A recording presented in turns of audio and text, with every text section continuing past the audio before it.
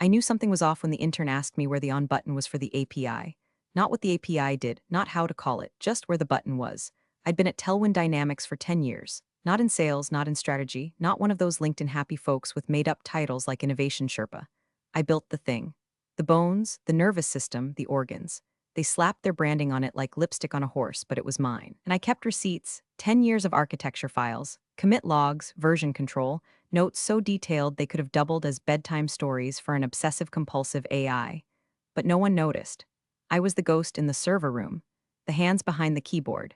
People assumed the system just worked because it was supposed to. The execs called it mature infrastructure like it aged in a wine cellar, instead of being actively maintained by one woman who hadn't taken a full vacation since Obama was in office. And I didn't complain, not really.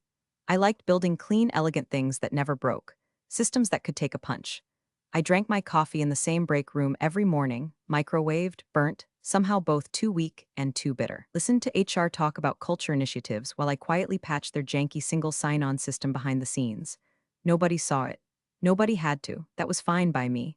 Oh, and hey, while you're here, quick pause. About 90% of you listening haven't hit that little subscribe button. If you like watching smug execs get wrecked by a single clause in their own policy, you might want to fix that. And drop a like too. It seriously keeps the team from losing their minds every time YouTube tanks the algorithm. All right, rant over. Back to our regularly scheduled downfall. Anyway, about 2 months before it all went sideways, I started noticing small things. My name quietly disappeared from a project deck during a quarterly review. The new interns were being onboarded with documentation I hadn't finished editing. Someone was asking around for access to my private repo. I notes repo, the one labeled do not touch unless you enjoy cleaning up digital blood. Then came the collaboration sessions. See, when you're a senior dev with no title inflation and no buddy-buddy relationship with management, collaboration session means we're taking your project away and giving it to someone with a louder voice and a worse haircut. I played along, smiled during the whiteboard sessions, nodded while the director of product said things like synergize the velocity stack. I kept my mouth shut while they tried to rename functions that had survived 3 CTOs and 2 security audits. I wasn't just getting phased out, I was getting erased, sanitized, like I was a temporary contractor, not the person who had built their entire internal infrastructure during a winter storm on Christmas Eve. While the VP of Ops was on a beach in Maui texting urgent, fix now, and then the new director arrived. God help us all. His name was Bryce. Of course it was. He strolled in wearing a blazer so tight I could see his pulse and teeth so white they probably had their own 401k. Bryce was the kind of man who said crushing it unironically and had a framed MBA on his desk within 14 minutes of arriving. First meeting he led. He brought up Steve Jobs 3 times and said the word disruption like he was personally trademarking it. This place is stuck in 2013, he declared, pacing like he was on a tech stage no one asked for. We're gonna gut the legacy junk and build from scratch. Fast, lean, modular, agnostic. Agnostic? He was talking about back-end frameworks, not theology.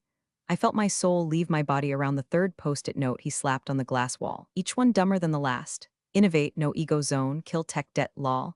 I introduced myself as the architect behind the company's entire core system, the one bringing in 92% of recurring revenue.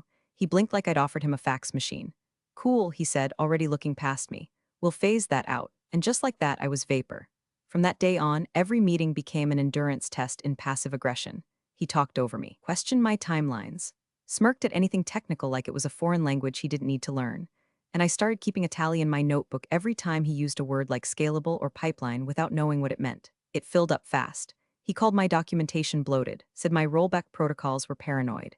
He wanted agile overkill, whatever that meant. I said, agile without documentation is just a bunch of dudes panicking in Slack. He said, let's circle back on that. I stopped getting invited to roadmap meetings after that. Then the rumors started. HR got real quiet. Finance stopped replying to questions about budget renewals. A Slack channel called Restructure 2025 appeared and disappeared like a glitch. And suddenly, people who had been with the company longer than the plants in the lobby were being transitioned out. It was always the same script: realignment, strategy shift, no fault of your own. Severance packages wrapped in thank you for your contributions like corporate condolences. And Bryce? He just smiled wider. He once called an all-hands meeting just to announce that headcount optimization was a sign of healthy companies. The guy was quoting Jack Welch like it was still 2005.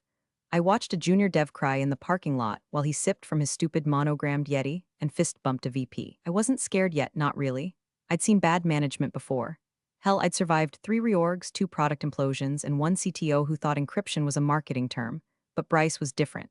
He was surgical in his obliviousness, cutting out the soul of the company and calling it progress. So I went quiet, not disengaged, just observant. I kept every email, saved every Slack thread, took screenshots when he contradicted himself or forgot who approved what. Not because I knew what was coming yet, but because I've learned. Men like Bryce burn things down and expect you to thank them for the warmth. And I'd built this place with fireproof gloves. First, it was the DevOps migration. I'd built the original pipeline myself by hand during a 2-week window when our former CTO went AWOL on a digital detox and no one else could even spell Kubernetes. Now, suddenly, it was deemed too legacy. Bryce handed it off to a fresh-out bootcamp hire named Jeremy who once asked me if Bash was short for bashful. I asked if he was serious. He laughed like he wasn't. He was. Then my name vanished from the Q2 deck. Not forgotten, removed. I had personally rewritten the caching logic that saved the company nearly $500,000 last quarter. There were slides about it. Graphs. Bryce presented it as a team effort, which apparently meant his buddy Mason from Stanford took credit while reading off a slide I wrote. I stared at the screen while they all nodded along in the conference room, like this was normal. Like I wasn't sitting right there with the git commits timestamped in my name. I didn't say a word, just wrote the date in my notebook and underlined it twice. That week I got a quick check-in on my calendar from HR. Just a chat, casual. The kind of casual that smells like bleach. I walked in. They offered me a la croix and a seat in the little glass box they call a privacy pod. The HR rep, Kelsey, smiled so wide I thought her cheeks might split. She started talking about career development and alignment with leadership expectations. It felt like someone reading a eulogy while the body was still breathing. They'd heard some concerns about my communication style. Apparently, I was too direct. One exec claimed I made meetings uncomfortable. Another said I was resistant to change. I asked for names. She smiled again and said, "This isn't about pointing fingers. It's about growth." I asked for specifics. She blinked, shuffled some papers, and said something about tone in email threads. When I requested examples, she said the company was focusing on moving forward, not litigating the past. That's when I knew this wasn't feedback, this was prep work. They were laying the tracks for a performance-based dismissal, one they could justify on paper, one that wouldn't trigger my contracts without cause clause. So I did what I always do when I smell a storm coming. I cleaned, not my desk, my history. Pulled every code review I'd written over the past year, archived every design doc, Slack chat, and email chain with approval from stakeholders. I kept the Git trail pristine, timestamped, commented, and mirrored to a private repo. I even screen recorded one of Bryce's strategy sessions where he recommended just using ChatGPT to replace QA. Next came the access changes. My admin privileges were temporarily suspended during the platform audit. No one else's, just mine. When I asked IT, it mumbled something about executive review. I found out later that Mason, presentation thief, and MBA bobblehead had requested access to the data ingestion scripts I wrote last winter, the ones that handled all our client-side telemetry, the ones I had spent 3 weeks debugging while sick with strep. They were gutting me out, piece by piece, and smiling while they did it. But I smiled, too, because I knew something they didn't. 10 years ago, back when we were just a startup with 3 whiteboards and a dream, I wrote the company's first IP policy. It was part of a compliance checklist we needed for a client. Nobody cared about it. Legal skimmed it. The CTO signed it. And buried on page 4, in a clause labeled Section 2B Legacy Systems Ownership in case of termination, was a single sentence, dry, boring, and precise. If they were going to push me out, they were going to pay for the privilege. And I was going to make damn sure they read every word. The calendar invite hit at 6:17 p.m. on a Thursday. Subject line, alignment discussion, final review. No agenda, no attachments. Just a 50-minute block sandwiched between 2 meetings labeled confidential. And the attendees? Bryce, Kelsey from HR, and the company lawyer Harold, whose claim to fame was once asking if VPNs were still a thing. I stared at it for a moment, let it sit there like a dead bird on my porch. Then I clicked accept. No reply, no follow-up, not even a Slack ping. That was the tell they weren't expecting pushback. They thought this was a formality. A light tap on the shoulder before security handed me a box and a lanyard with its guts ripped out. I closed my laptop and walked to the back of the server room. Taped under a vent panel, right where the airflow kept it dry but hidden, I pulled out the manila folder I hadn't touched in nearly a decade. The label read, Corp Docs 2014 signed.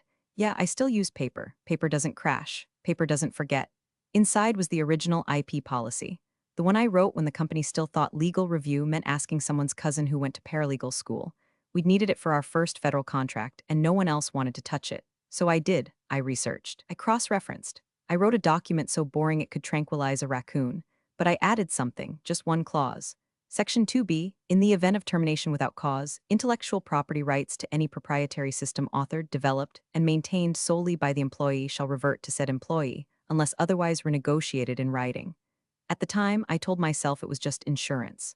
I was younger then, paranoid, maybe even a little arrogant. But I'd seen too many engineers get gutted, walked out with nothing while the suits kept cashing in. So I wrote myself a lifeline and forgot about it until now. I flipped through the yellowing pages. There it was.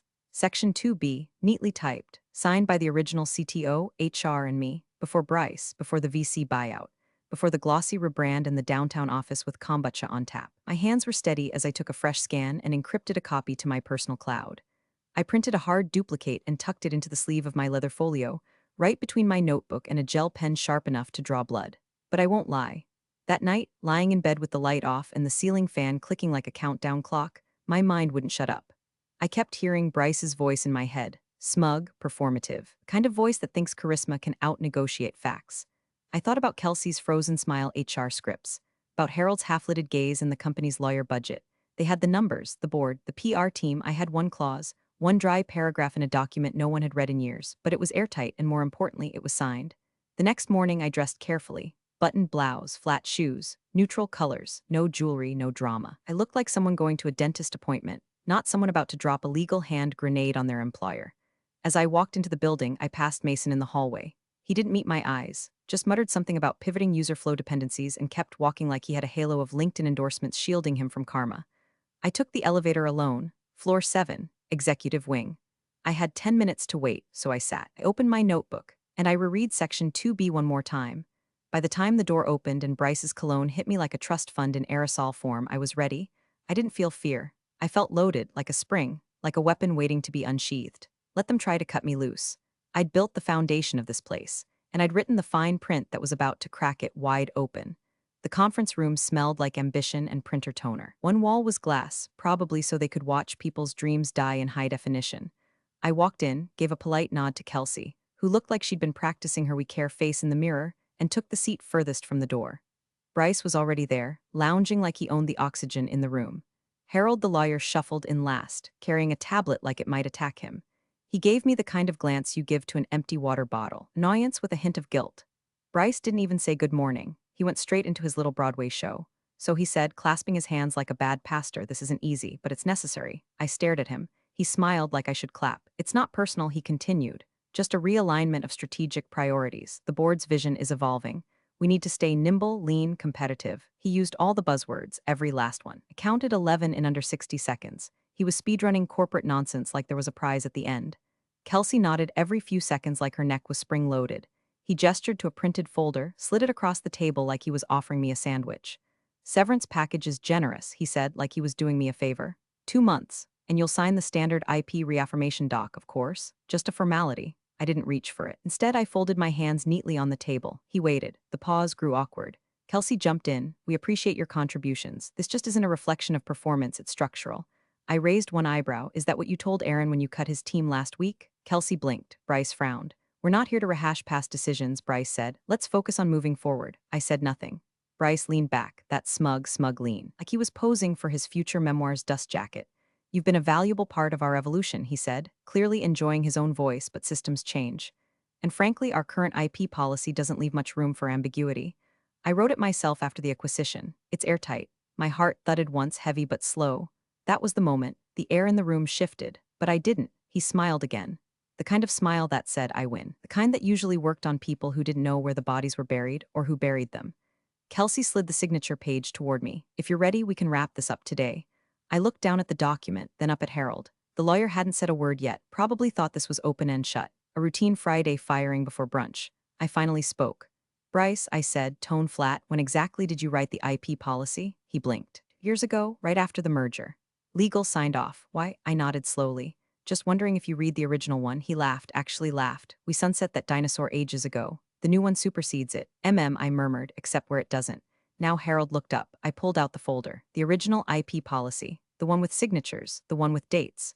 The one with section 2B tucked neatly in the middle like a buried landmine. "I'm going to need you to take a look at page 4, I said, sliding it across to Harold. Section 2B.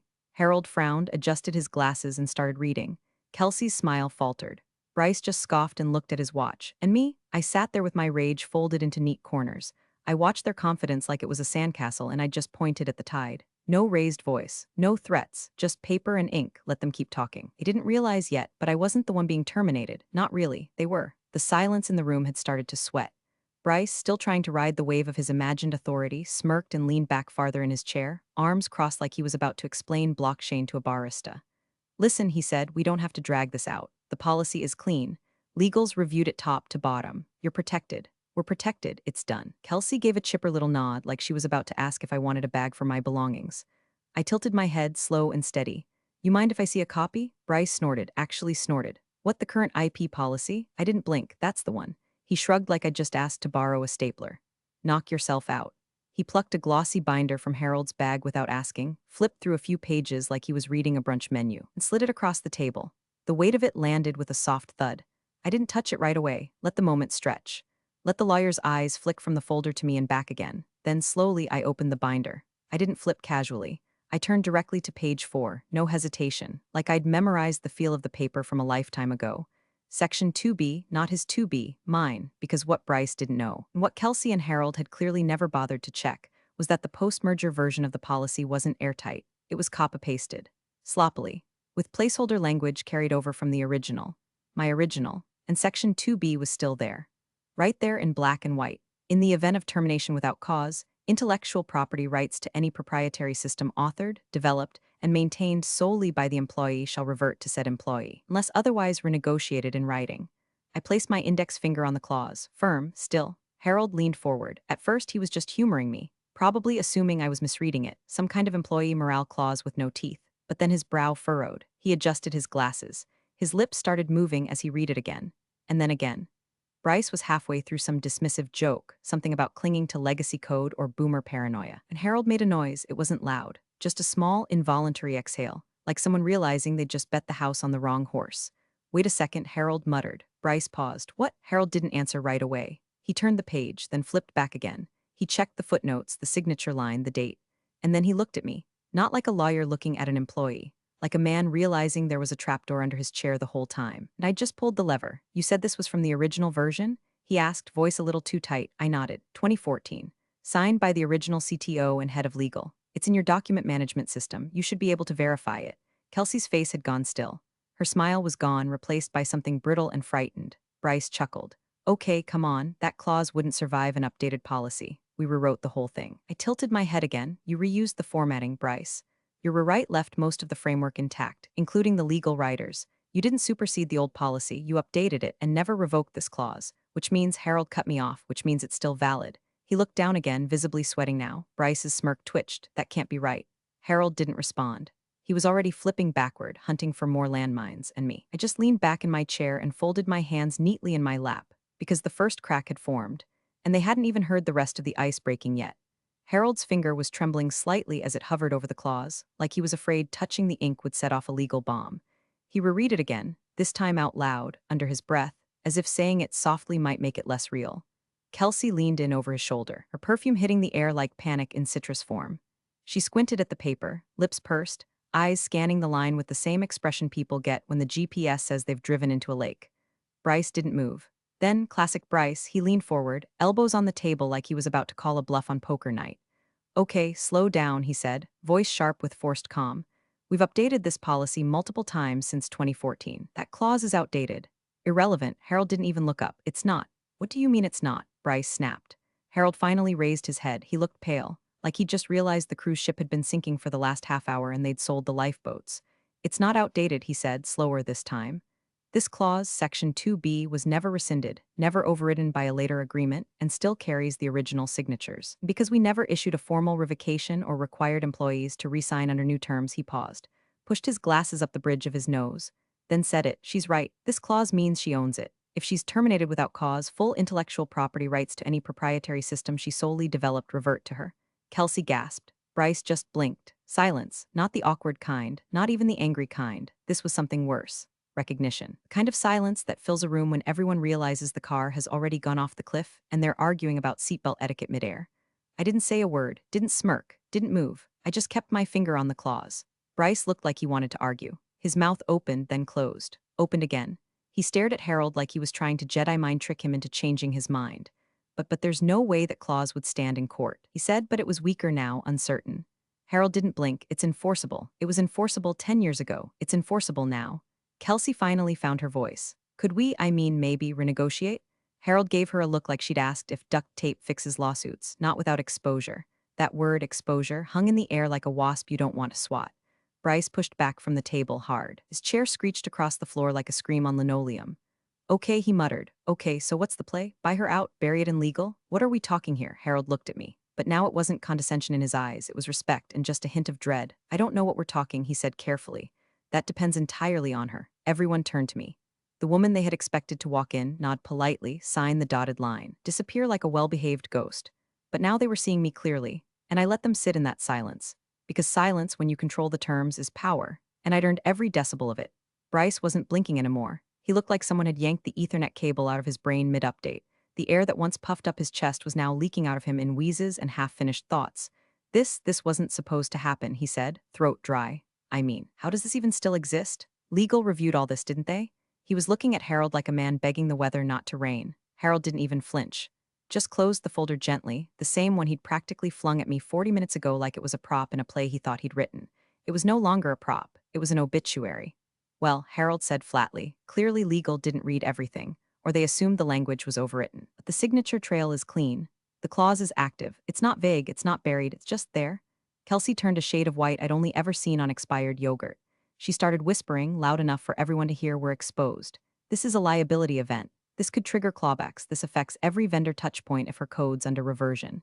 She flipped through her notes, hands shaking. Our SOC2 cert references her audit trails. Our investor deck outlines proprietary tech based on her stack. Our pitch decks use her language verbatim. Her voice cracked. Bryce, we're not just talking severance here. This is ownership. Bryce wiped his forehead with the sleeve of his stupid performance fleece.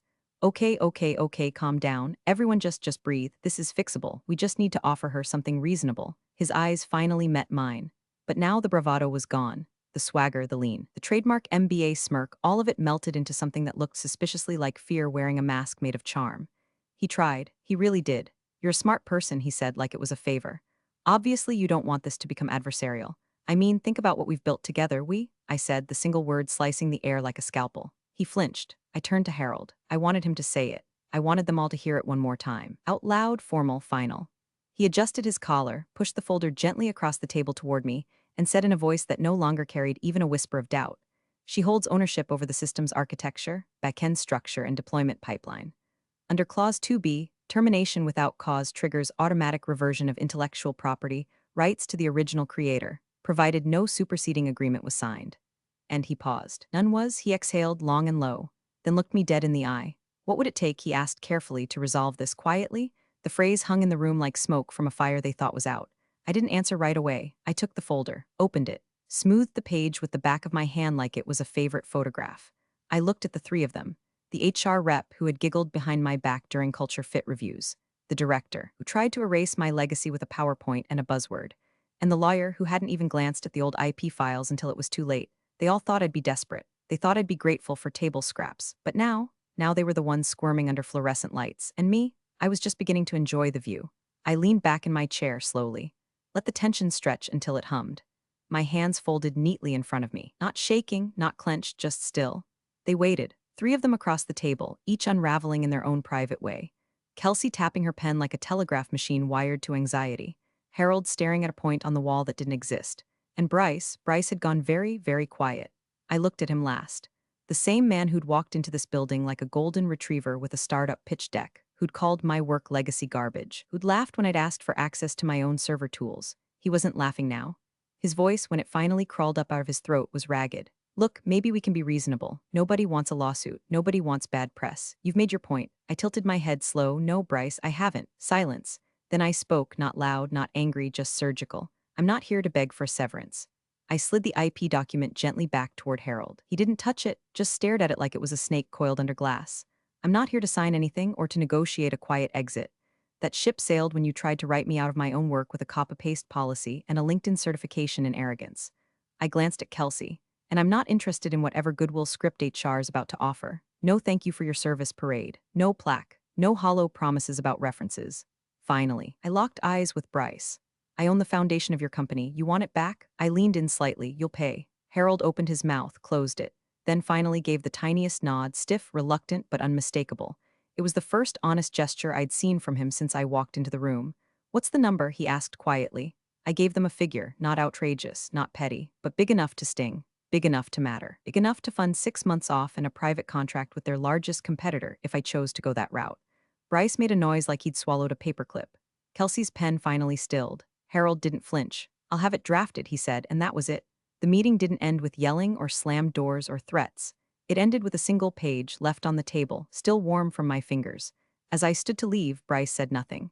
His hands were flat on the table, his eyes somewhere down in the wood grain, as if trying to tunnel out of the room without having to see me again. I paused at the door. Not to gloat, not to taunt, just to breathe. 10 years of quiet work. 10 years of watching louder, less capable people collect credit like coupons. 10 years of building something beautiful, only to be told I was too hard to manage. Turns out the hardest thing to manage was losing control of your own company's soul to the woman you underestimated. And I didn't even have to raise my voice. I just wrote a clause and waited. Big thanks for watching, you sneaky seniors. Subscribe to keep the coffee pot brewing revenge. Your ex-colleagues won't know what hit him.